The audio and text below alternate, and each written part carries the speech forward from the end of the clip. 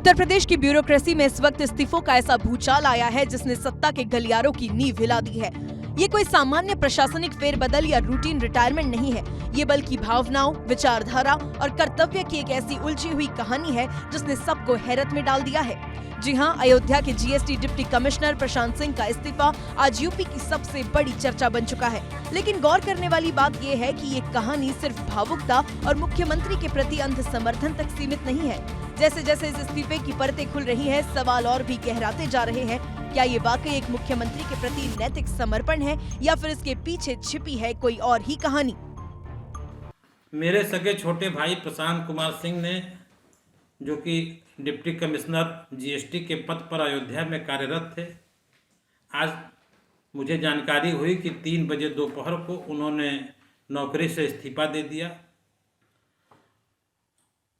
प्रशांत कुमार सिंह का date of birth 28/10/78 है।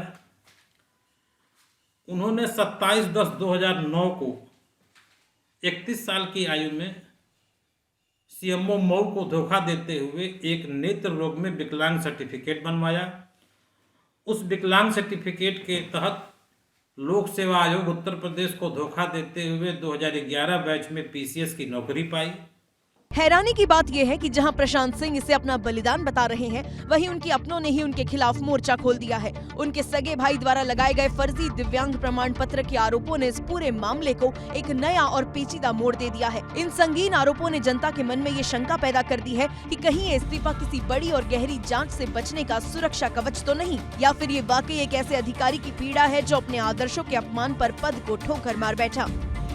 16/8/21 को मुझे ज्ञात हुआ कि प्रशांत कुमार सिंह ने दिव्यांगता के आधार पर नौकरी पाई है, तो मैंने सीएमओ मऊ से 16/8/21 को संपर्क किया।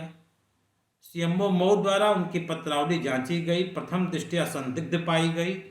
सीएमओ मऊ द्वारा अपर चिकित्सा निदेशक स्वास्थ्य आजमगढ़ मंडल आजमगढ़ को पत्र लिखकर उनका मेडिकल एग्जामिनेशन करने के लिए कहा गया। स्वास्थ्य अपर चिकित्सा निदेशक आजमगढ़ मंडल ने 28/9/21 और 7/10/21 को 2 बार मेडिकल बोर्ड गठित कर प्रशांत कुमार सिंह को मेडिकल बोर्ड के सामने बुलाया। ये पूरा मामला प्रयागराज के माघ मेले से शुरू हुए उस विवाद की अगली कड़ी का है, जहां शंकराचार्य स्वामी अविमुक्तेश्वरानंद और शासन के बीच विवाद हुआ। प्रशांत सिंह का कहना है कि वे मुख्यमंत्री योगी आदित्यनाथ पर की गई अभद्र टिप्पणियों से इतने आहत थे कि 2 रातों तक सो नहीं सके। उनके लिए ये केवल एक इस्तीफा नहीं बल्कि उस राज्य की अधर्म का पालन है जिसमें वे उस मुखिया का अपमान बर्दाश्त नहीं कर सके जिनका नमक उनका परिवार खाता है। बता दें कि मऊ जनपद के एक छोटे से गांव सरवा से शुरू हुआ प्रशांत सिंह का सफर संघर्ष और मेधा की मिसाल रहा है। एक मिडिल क्लास परिवार के बेटे जिन्होंने कभी मऊ की गलियों में बच्चों को कोचिंग पढ़ाकर उनके भविष्य को नई दिशा दी, आज खुद चर्चा के केंद्र में है। आपको बता दें कि 2013 में प्रशासनिक सेवा में चयनित होने से लेकर अयोध्या में डिप्टी कमिश्नर के पद तक का उनका ये सफर जितना गौरवशाली रहा, उसका अंत उतना ही भावुक साबित हुआ। कि प्रशांत कुमार सिंह के विकलांगता के प्रमाण पत्र के बारे में दिशा निर्देश जारी करें। स्वास्थ्य महानिदेशक द्वारा कोई कार्रवाई नहीं की गई। तब मेरे द्वारा 30/10/2025 को राज्य आयुक्त दिव्यांग जन न्यायालय से संपर्क किया गया।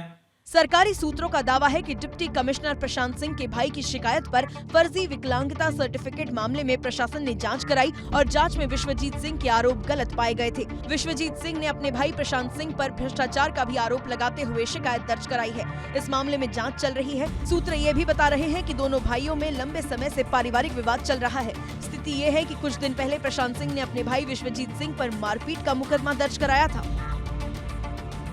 प्रशांत कुमार सिंह जांच से भाग रहे हैं। वो जान रहे हैं कि अगर वो नौकरी में रहेंगे तो जांच भी होगी, प्रमाण पत्र भी निरस्त होगा और लिए गए धनराशि की रिकवरी भी होगी। इसीलिए उन्होंने आज एक नए तरीके का कार्य किया है। इस्तीफे के बाद सोशल मीडिया पर वायरल हुआ प्रशांत सिंह का वो वीडियो जिसमें वो फफक कर रो रहे हैं। उनकी उस वक्त की मानसिक स्थिति को तो साफ बयां करता है, लेकिन इसके पीछे की असलियत पर अब भी सस्पेंस बरकरार है। सवाल अब हवा में तैर रहे हैं कि क्या ये वाकई एक भावुक इस्तीफा था या फिर उनके सगे भाई द्वारा लगाए गए गंभीर आरोपों की तपिश। आखिर सच्चाई क्या है? प्रशांत सिंह का ये कदम उनके लिए शहादत साबित होगा या उनके करियर पर लगा कोई बड़ा दाग? ये तो आने वाले दिनों में ही पता चलेगा।